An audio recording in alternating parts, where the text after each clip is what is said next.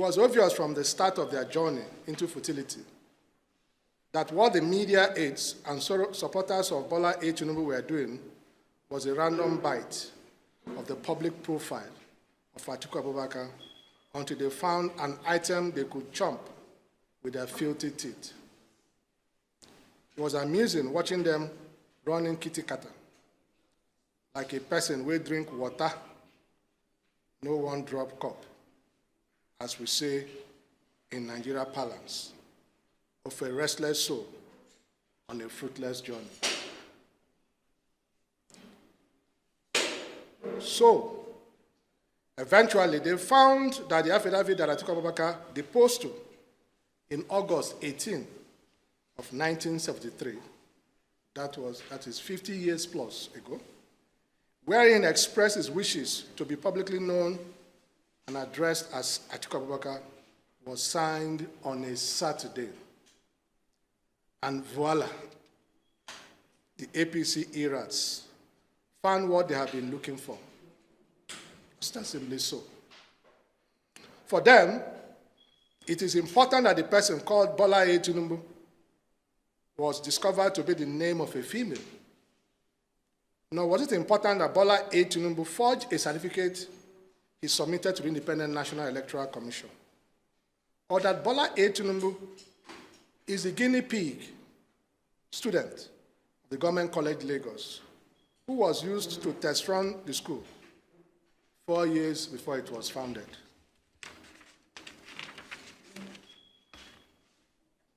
All that mattered to them is to pick a hole in Atiku Abubakar's public profile. Like the late Fela Anikulapo Kuti of blessed memory said, "I be thief, you be robber." You are also a thief. It's not a defense to an accusation of theft.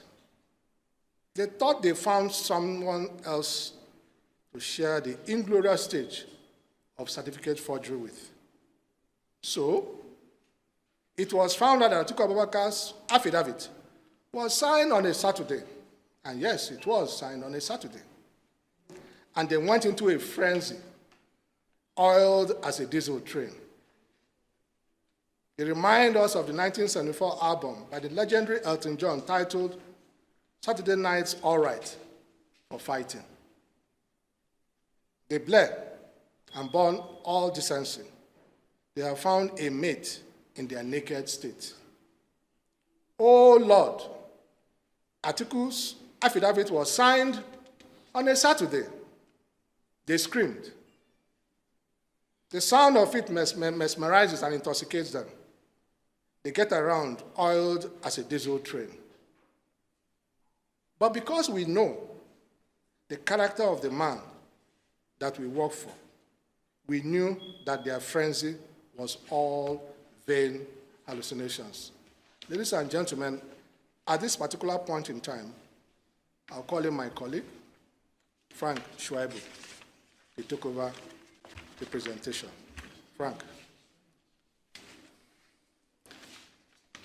Thank you very much, Mazi Paul Ibe, Special Media Advisor to Atiku Abubakar.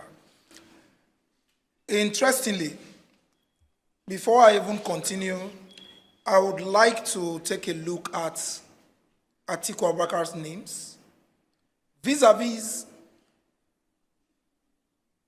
the replacement of Siddiq.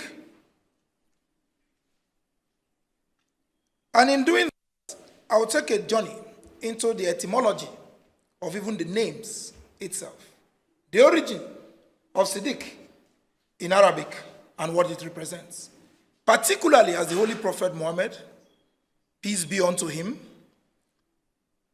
gave those names, those two names to his bosom friend.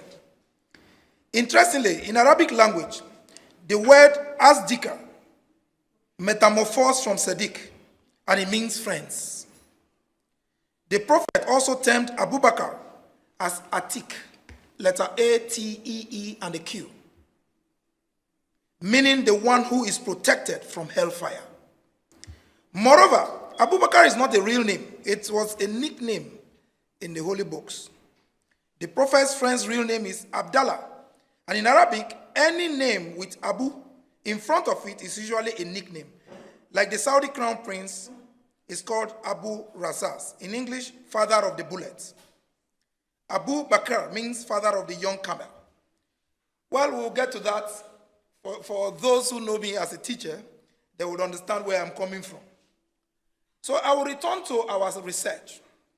We conducted a research into the registry of the Lagos State High Courts in the same year they claimed, or the affidavit of Atiku Abubakar was signed on a Saturday, to see if it was really an absurdity to have court papers signed on a Saturday.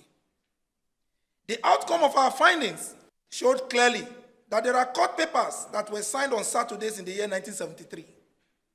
Atiku Abubakar's affidavit was not the only one signed on Saturday, as the con men would want you to believe. Here and now, we shall show you the slides of our findings. Please, I need the cameras to return to this screen. What you see here is in the Federal Revenue Court of Nigeria, summons to parties by the registrar to settle record under 7 Rule 7, Board of the Internal Revenue in Lagos, dated 12th day of February 1974. From there, I will take you to other documents. This is in the High Court of Lagos. When I mean High Court of Lagos, I'm talking of Tinubu's Lagos.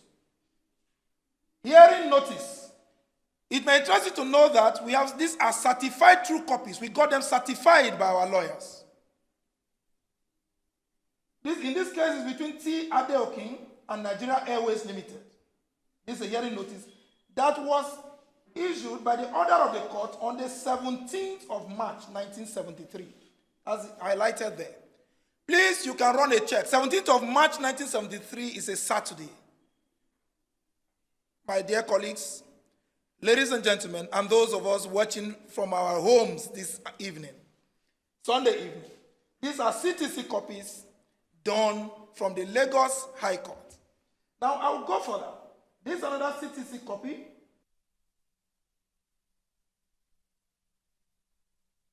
'73, certified true copy from the Lagos State Judiciary. So if I go on and on, highlighted,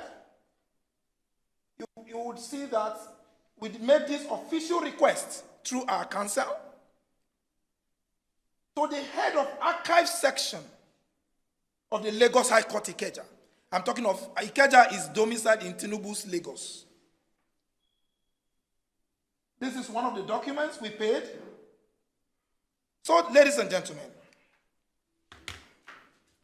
the outcome of our findings clearly shows that what you just saw are court papers, documents that emanated from the courts that were signed, issued, and authored on Saturday, as at 1973, the same period Atiku Abubakar's affidavit of change of name from Sadiq to Abubakar Atiku was done. Here and now, which, as I've just shown you the slides, as a practitioner of democracy, especially someone who sits on the chair of a president, you must live above board. A president must mirror the moral rectitude of trust and transparency. To be called the president of a country is to be an approximation of the values that such a country stands for. Nigeria does not stand for forgeries and impersonation. It is therefore on this note that we yet again call on President Bola A. Tinubu to follow the example of Atiku Abubakar, to clear the air about the doubts and kurukere about his past, just as we have done, openly, publicly, and we took the pains to go to Lagos, his own Lagos, where he ruled and superintended and has been lord over for over 23 years. Since Lagos is his domain, we ask Bola A. Tinubu to boldly walk into Government College Lagos and make available to the world, just as we have done today, a copy of the 1970 certificate with which he sought admission into the Chicago State University. He may as well tell us the business center inside Oluwole Market in Lagos, where the document, the certificate was printed and given to Chicago State University, or where that certificate was gotten from. which was presented to the Independent National Electoral Commission. And if assuming the president is afraid to come out clean, because we can only assume at this point that Bola A. Tinubu has some skeleton in his closet or his cupboard, he should feel free to confide in us. You don't need to have over 2,000 media aides for you to do your job well. We are just 3 of us here, yet we went to Lagos, Tinubu's Lagos, to investigate and put to rest the issue of Atiku's affidavit, which was signed on a Saturday. We took it upon ourselves to say, look, we must come out clean. We cannot be on the same page with a certificate forger. So he can confide in us. We will help him to do this. And it is embarrassing enough that the FBI and some anti-crime agencies in the United States are poised to start releasing information on our president any moment from now. It is more embarrassing that Bola A. Tinubu will fight tooth and nail to block these discoveries about his past, saying such will cause him irreparable damage. Bola A. Tinubu needs to be reminded that what the FBI and the U.S. security agencies are set to do by releasing the FBI Tinubu files will undoubtedly cause Nigeria irreparable damage. Nigeria is a country of laws, and no one single man or woman, no matter how highly placed, is bigger than our laws. We hope that the discovery into Atiku's Saturday affidavit by his own media team will raise this issue and provide the opportunity for Bola A. Tinubu's team to come clean with its decades of forgeries and lies. Nigerians are waiting for them to put an end to this kindergarten Tom and Jerry that has done nothing but brought embarrassment and humiliation to our country and its people. Ladies and gentlemen, on this note, I would want to say that Atiku Abubakar, former Vice President, Federal Republic of Nigeria, whom the media team of Bola A. Tinubu recognized as being someone who is associated with forgery, just like their boss, we have decided to come out clean today. We waited this long to respond to them, to their inaccuracies and reckless vituperations, because we believe in detailed presentations, because we believe Nigerians deserve to know the truth, and the truth will set us all free. That is why we invited you today, and that's why we decided to speak to Nigerians today on our discoveries. This is discovery number 2. You remember we went to Chicago.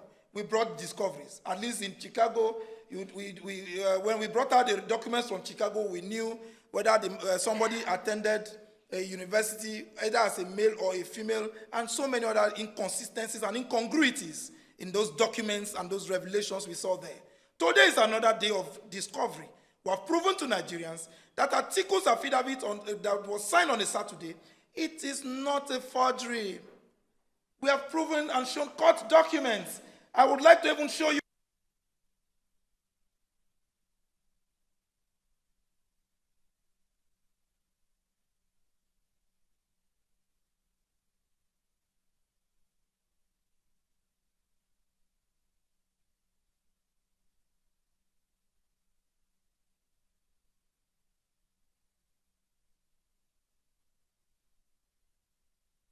Maybe the work is too long. You can have a bite of chicken and a combination or whatever. You understand? With corn or agbado and all of that. And, take a break, rest a little. Then he will get for us a copy of that certificate that he was issued, in advance from Lagos State, Government College Lagos, even before the school was established. Thank you, ladies and gentlemen, and God bless you. We'll take questions going forward. I think 3, 4, 5 questions before we close the press briefing. Thank you.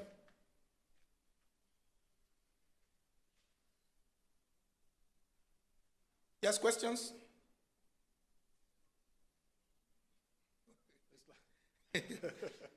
Well, if there are no questions, we'll say this once. Let me say this because we believe that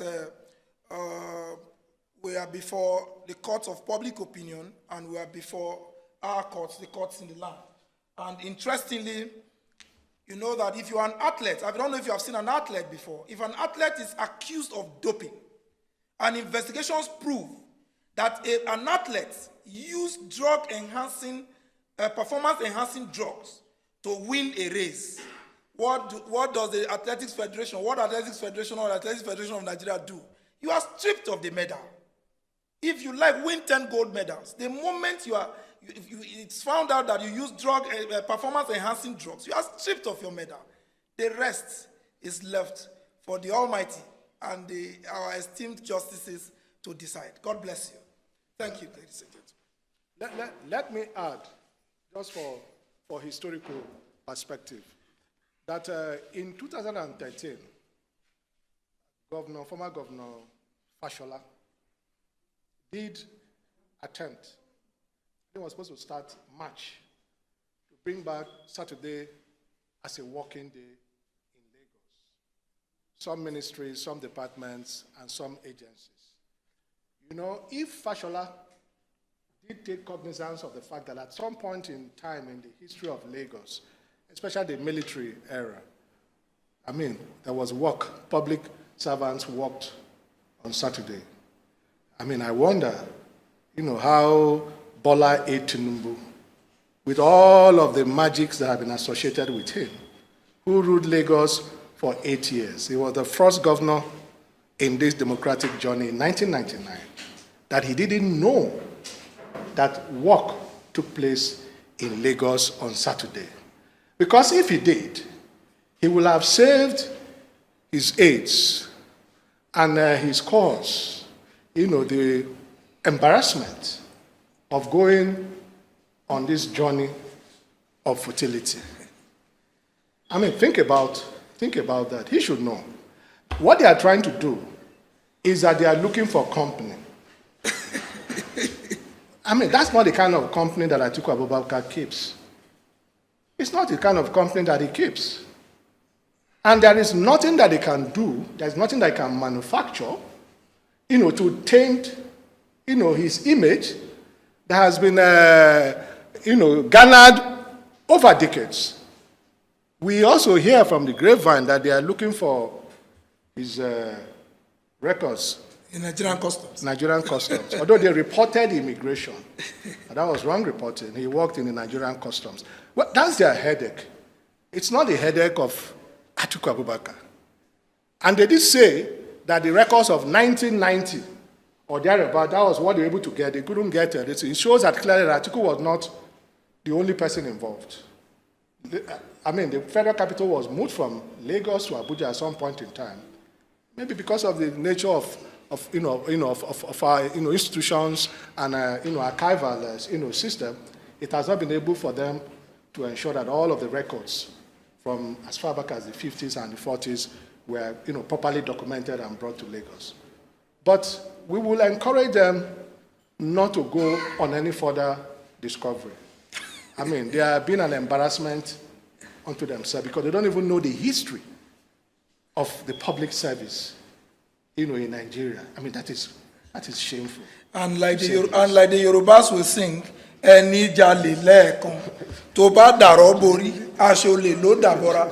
You see, it is clear. Gani Fáyẹ̀mí started it. We are here today. We wish Nigeria the best. God bless Nigeria. Thank you very much. Thank you for coming.